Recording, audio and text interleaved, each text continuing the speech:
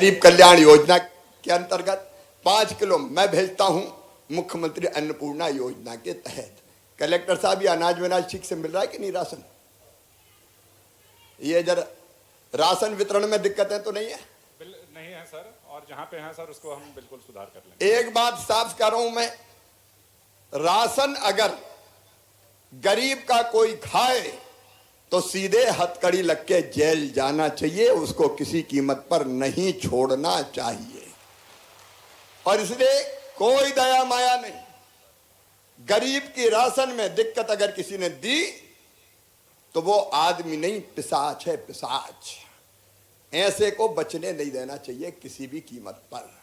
मैं खुद भी जब जरूरत पड़ती तब सस्पेंड करता हूं, कार्रवाइयां करता हूं, ये राशन ठीक मिले।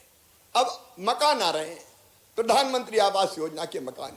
एक योजना और मैं आपको बता रहा हूं, सारे गरीब बहन और भाइयों को जिनके पास रहने की जमीन के पट्टे नहीं हैं, जमीन ही नहीं है, एक घर में कई गरीब रह रहे हैं, परिवार के सदस्य, दादाजी के 4 बेटा बेटी हो गए, 4 के और 4 हो गए, तो बहू आ गई, घर में रहने की जगह नहीं है।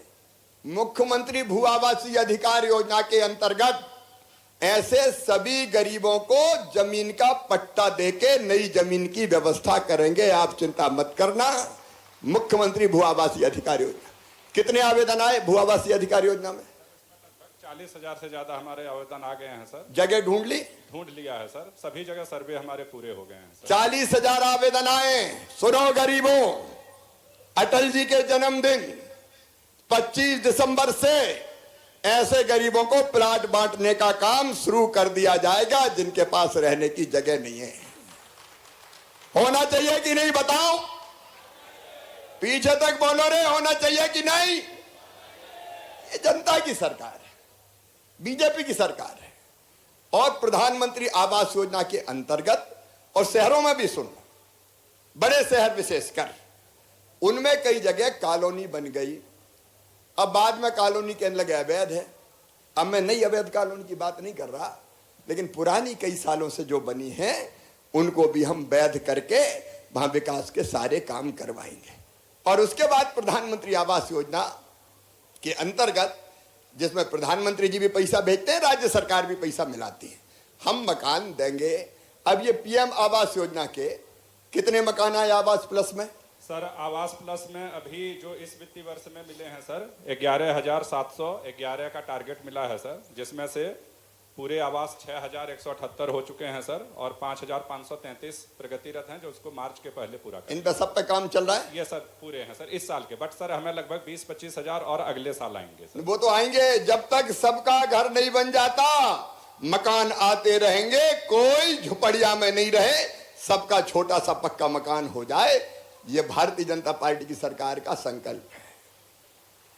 लेकिन इसमें पैसा खाने की शिकायतें तो नहीं आ रही सर? इसमें काफ़ी व्यवस्थाएं हैं सर, जिला पंचायत स्तर पे भी इसमें कंट्रोल रूम एक्टिव रहता है सर, और हेल्पलाइन भी हमने जारी किया है सर। अगर कहीं से शिकायत आती है किस्तों में अगर व्यवधान का सर, तो इसमें हम कार्रवाई करें। देखो सुन लाना, किस्त आएगी सीधे खाते में, जिसको मकान मिला उसके खाते में पैसा आएगा।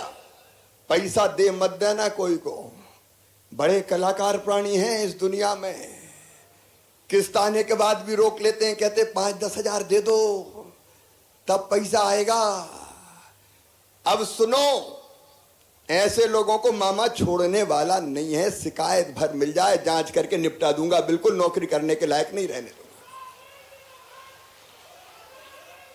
अभी तक ऐसे लोगों पे कार्रवाई हुई है? कुछ लोगों पे हमारे आने के बाद सर 5 GRS को हमने सेवा समाप्त किया है सर। ऐसे 5 GRS को नौकरी के बाहर निकाल दिया गया है। बाकी मित्र सुन लें कि भैया ऐसा मत करो रे, मत करो ऐसा, क्या फायदा इससे?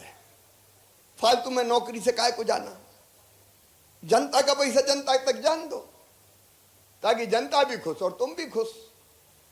और इसलिए ये मैं पीछे तक पहुंच रहा हूं। देखो, पूछ रहा हूं, मैं तो आपके बीच में खड़ा हूं, मैंने कहा मुझे भाषण नहीं देना। कुछ लोगों ने कहा कि इतने रोज सस्पेंड करते हो, काहे को कर रहे हो, सब नाराज हो जाएंगे। मैंने कहा मुझे किसी बात की परवाह नहीं है, जो होगा देखा जाएगा, लेकिन बेईमान तो नहीं बचेगा किसी भी कीमत पे। बेईमान नहीं बचेगा। और आपसे भी पूछ रहा हूं, गांव वालों, गरीबों, नौजवानों, बताओ भ्रष्टाचार के खिलाफ यह अभियान चलना चाहिए कि नहीं? बुलंद आवाज में बोलो, पीछे तक चलना चाहिए कि नहीं?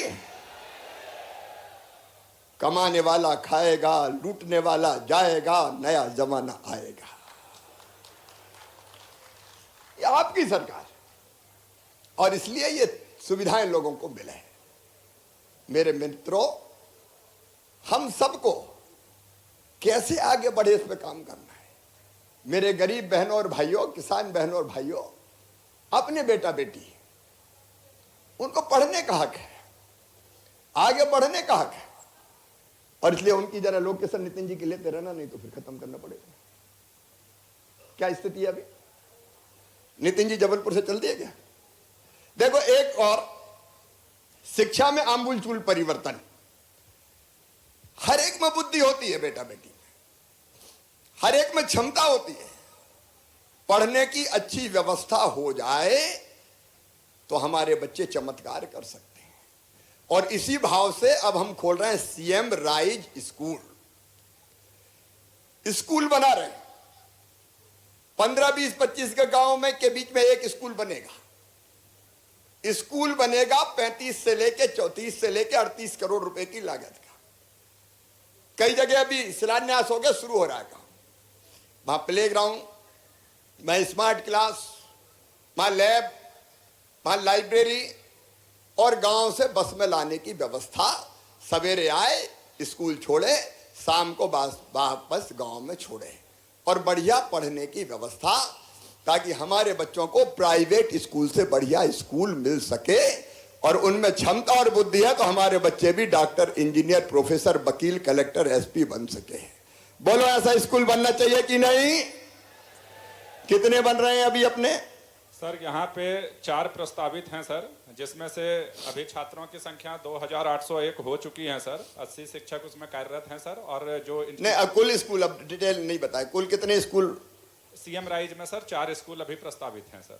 नहीं, 4 अभी अपने बिल्डिंग बनना शुरू हुई होगी। इनके टेंडर हो गए हैं सर, और इसमें प्रक्रिया बनना शुरू हो जाएगी। ये धीरे धीरे मैं 15, 20, 25 गांव के बीच में एक खोलूंगा। और सुनना मेरे बहनों और भाइयों, पढ़ाई के लिए जो व्यवस्था की है, मैं आपको समझाने की कोशिश कर रहा हूं।